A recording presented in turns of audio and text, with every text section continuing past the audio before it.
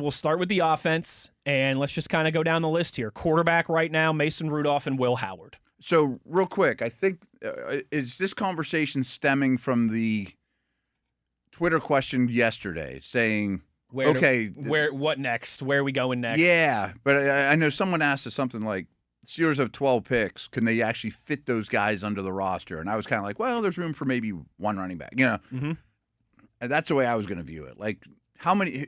Yeah, let's do it that way. Like, I love it. Who do we think I can is keep like? track of this for you here. Okay, Get my trusty, dusty legal pad out. We'll probably do a whole offensive segment, a whole defensive segment. Let's do it. Subject to change, of course, and people will get hurt, and there will. But like, who do we think are guaranteed to make the final 53? Yes, and let's call it a 90% chance. Like Cam Hayward's gonna make the team, right? But he could retire, or like something weird could happen. Crazier but things have right. Happened, sure. Andrew Luck retired a week before camp or something. But let's assume. So of the quarterback room, I think Howard's the only one under contract that I would say is guaranteed to make the team. I know that sounds weird. I get what you're saying, but as of this stage, though, I would also be shocked if Mason Rudolph wasn't. I'd be shocked as well. But my point is, if they were to use a third-round pick on Nussmeier and Rodgers returns, only three's making it. Sure. And I think Rodgers would be in. Obviously. Howard would be in. Maybe. I can't imagine cutting him unless he's terrible. I can't either, but I could imagine them trying to stash Nuss or one of those guys on the practice squad. Yeah, but you lose them. There's no way you cut a third-round pick. Yeah, I think you're right. There's no way you do that, but I also, again, I'm being the Godfather. I'm trying to think as those around me think. I also don't see the Pittsburgh Steelers organization going into September with with Aaron Rodgers and two guys who have never taken a snap in an NFL regular season game. So it's funny. That's just not how they operate. I urge people to check it out because it's like what you and I do, but Max and Pursuta and I did a live video where we picked the Steelers' first 3 rounds. Okay. And I threw it out to those two, and I'm like, well, are we going to even entertain a quarterback? It was once we got to the 3rd round. And Pursuita's like, I won't allow it. And I'm like, well, let's at least talk this through. I'm like, Max, what do you think? And Pursuita's like, I won't allow it because can you really develop 2 young quarterbacks at the same time? All the reps that 3rd-round quarterbacks taking are ones that Howard should be, you know? Sure. And am I just going to cut Rudolph for nothing? I'm like, good point. But if you really like one that you think could be a starter, I think there's 2 sides to it. But so the original tweet was like, this would be paraphrasing, but like, could they draft another quarterback? Yeah. And I think the answer is you could. Yeah, sure. Man, and I'll be honest, there's a couple later round guys I'm starting to warm up to, just are intriguing to me. But speaking of Miche, this is a strange one too. I'm going to do a deep podcast on this today. He did a 10-year study of every quarterback drafted outside of round 1. Okay. 92% of them did not turn into long-term starters. I believe it. The only ones are Dak, Russell Hurts. Wilson, and that wouldn't have been within the last 10 years. More recent. I think he started with the Dak class just to include him. Sure. I'm going to double check. I'll double check Derek his work. Carr would be outside of that range. Russell Wilson would be outside of that range. It was Hurts. Kirk Cousins, outside of that range. He's been more than a decade. He's too old, too. Yeah. It was Purdy. There was 3 of them. There was Purdy, Dak, and Hurts. And the book is still out on Willis now because he was a 3rd-rounder. Sure, that's fair. And Shuck because he's a second-year guy. That's fair, too, yeah. But 92% of those dudes do not turn them into long-term starters. Yeah. That doesn't mean they don't get a shot, but that's my Howard point. When everyone says I hate Howard, I'm like, he's probably going to be the 92%, not the 8. Yeah. But there are the 8%. And there is that middle ground of Mason Rudolph types who never carved out a career as a consistent starter, but obviously belong on a roster as a backup and can play. And Rudolph was worth a 3rd. Yes. That guy's worth a 3rd. Yes. If you have a wealth of picks and you took Nussmeier, just keep throwing him out there, in the 3rd, and he turns into Rudolph and is a lifetime backup to Howard or next year's 1st, it's still worth the pick. Mm-hmm. But anyways, I'm derailing the exercise here. Let's say Rodgers is on the team, though, for the sake of this article. Because, if it's not him, it's going to be Cousins or Carr or somebody that's going to make the team. I get what you're saying. Like, I don't think the starting quarterback's on the team. Can we say 3 for quarterback? Just yeah, I think that's the safest. when we do this. I think three. That's the safest way to do it. Because they're going to add a quarterback. Right. Even if Rodgers retires an hour from now. Yes. And that guy is going to make the team because he's the starter. Yes. You know. I think that's fair comment. Yeah. So we'll go 3 for quarterbacks. Yes. Running back. I think it's only 2. I think 2, certainly. Because obviously Caleb Johnson's still under contract, and then Lou Nichols is signed for a futures contract. Mm-hmm. But I'm saying 2 for that group. I think those 2 are definitely going to make the team. Like, we're talking definitely going to make the team here. Yes. Like, that would be terrible if Johnson gets cut after year 1. That is a really wasted pick. I mean, you got nothing out of his rookie year, and you can't even blame injuries. But I can't say he's promised a spot. No. Especially with no ability thus far to show that he can help on special teams. Completely agree with you on that one. But he might rip up the preseason and be like, oh, good. Sure. Hey, that'd be awesome. Right. Tight ends. 2. 2 clear. JJ Galbraith is still under futures contract, but I'm rolling with 2 right now, and Darnell and Muth. Mm-hmm.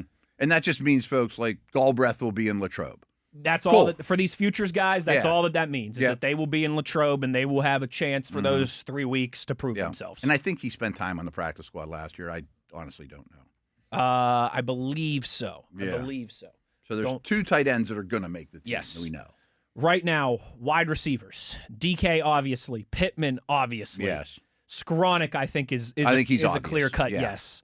Especially after losing like Killebrew. And right. Mm-hmm. His special teams value at this point is undeniable. I think that's it. Is that it? I think so, too. That's why I said I'd still draft 2. I mean, you still have to draft 1 pretty high. Roman Wilson's still under contract. And maybe, his story's not written. Yeah. Yeah, right. And so maybe he should be in the conversation just because he's under contract. And But I think he's like Caleb. Like, I don't think he's guaranteed to make the team. You have a few guys that are still under futures contracts at wide receiver. Who are those names? Max Hurleman, okay. John Reese Plumlee, Cole Burgess, Brandon Smith, A.T. Perry. I believe that's the list. Yeah, and like those first 2 guys did some good things at camp, and we talked about them when we were doing the drive. And they could come back and be your 6th guy possibly. I mean, it's not like they have no chance, but they're not guaranteed to make the team. Right. DK Metcalf's guaranteed to make the team. And then left tackle, Broderick Jones, Dylan Cook. Yes and yes. Lorenzo Thompson is on a futures deal, but I think I'm just going 2 there as of now. Yes. Hypothetical. I could see a world where Cook is really good, Jones is healthy, but Cook beats him out, and in the 3rd round you drafted a tackle, and you're like, I bet somebody would give us something for Broderick Jones. Absolutely. I mean, he could play left tackle for a lot of teams, and he's got a lot of ability. So, like, yes, you have to say he's guaranteed to make the team. As of today. This is all of his. This could change by the time we're on air tomorrow. Yes. But he's a sneaky trade candidate, I think that's a fair way to label it. Mm-hmm. And that'd be a great situation. That means he's healthy, he's doing something good, and Cook beat him out. And you were confident enough in Cook to Cook's real. To trade one half of that position battle. And you probably have another guy waiting in the wings. Left guard, I think it's just 1 in Spencer Anderson, right? You do have Doug Nestor still on a futures contract. You do have Seteo Lumea on a futures contract, but I think as of now it's 1 in Spencer Anderson. Now, I also think Anderson, not that he needs to be worried, but chances are their 6-0 line stuff's percentage is going to go down. Agreed. I mean, they were at the top of the league with it, Agreed. And that seemed like an Arthur Smith thing, last staff thing. I don't know if that'll carry over. And I doubt they just say, you're the starter. So I do think he'll make the team. Don't get me wrong. Yes. But not guaranteed a spot at all, but I'd be surprised if he wasn't on the roster in September. His usage isn't as firm as it was when last we saw him, especially if they take Vega in the 1st round or something too. Like, oh, now you're the 9th guy in the O-line room, not the 6th. Center, 1. Zach Frazier. Yeah. That's it. The lone man in the arena. Yeah. Right guard, I think it's just 1 as well. Say 1, yeah. And Mason McCormick, Stephen Jones is under a futures contract. Aiden Williams is under a futures contract. Right now, I think that's just 1. And then right tackle, Troy Faltanu, Jack Driscoll. I don't think Driscoll's guaranteed anything I either. don't think so either. So just 1 in Faltanu. We didn't even bring him up, but the Steelers did bring him back on like the league minimum deal. I bet there's no guaranteed money. He's been in the league. He's played almost entirely right tackle or right guard. But he was on the Steelers practice squad last year. I mean, he's a practice squad borderline guy that maybe he sneaks on there or not. You know what I mean? Yes. So, Matt, with that exercise, the most jarring part of it to me is 1 right tackle, 1 right guard, 1 center, 1 left guard, 2 left tackles. That's 6 only in the offensive line group. But now, they usually keep 9 or 10. That's where I'm going with this. Yeah, right. Is that, man, it seems like I'm drafting 2. I've said that for months. I'm drafting 2, and I think one of them is going to be the 21st or the 53rd pick. I'm leaning more and more that receiver and O-line are going to be their top 2 picks in one order or not. Because you're probably going to keep 5 or 6 receivers, too. Now, you used to keep 4 tight ends. So that'll probably go back to 3 like most teams. Probably keep 3 running backs. You could keep 4, but someone has to be good on special teams to make that happen. So, again, 2 receivers and 2 O-line through the draft seem logical to me.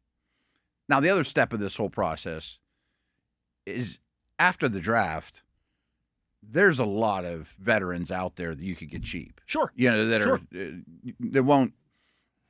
may, like when they sign Quan Alexander the one year, or every year there'd be a name. We thought we were going to get a linebacker. And that doesn't mean they're guaranteed a roster spot. But usually when you sign the veteran that's a backup, but he's solid, he's pretty safe, They did keep 9. So this is going to sound worse than it is at this point. Yes. 9 offensive linemen on the initial 53-man. The initial 53-man roster last year, Matt, 25 offense, 25 defense, 3 specialists. 3 specialists. Right now, we have 16 that we say have guaranteed spots on the roster. So 16 out of 25. That I would not have guessed, but that's not unusual though. That's how this works. No, I'm not saying it's like jarring or unusual. No. But I think it's pretty telling at this point that there's still you look at it like, they could never use 12 draft picks. I bet we can convince you in about 15 minutes. Not as much hay in the barn as you think. No, there definitely isn't. Especially if you get real crazy, and these teams do this, and they'll look at who's under contract next year. Mm-hmm.